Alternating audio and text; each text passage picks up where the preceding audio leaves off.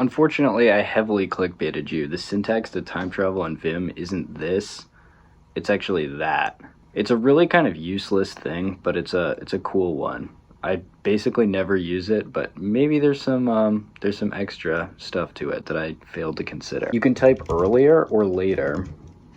I'm gonna type earlier, and then an amount of seconds, days,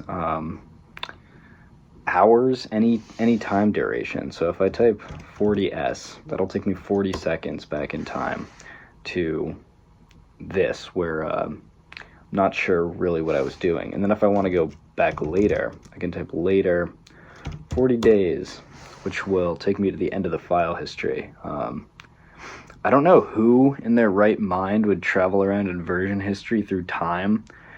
Maybe there's some kind of weird workflow where you're like looking at a timer all the time between writes, but for me, I just use undo and redo. But there is a little bit more to it than that, because if you look at the help page for earlier, instead of just traveling by time like they show here, you can also travel by writes, which is kind of a weird thing. The file I'm in doesn't have writes. It's just like a nameless file, so I can't really do that. But if you want to travel back and forth by number of writes, and then later, of course, and then there's also this G plus, go to the newer state, and you can repeat it. So that's kind of an interesting thing. I heard about that in a Luke Smith video a while ago. It always stuck with me because it is like literal time travel, and it's really interesting that Vim has like an internal timer mechanism.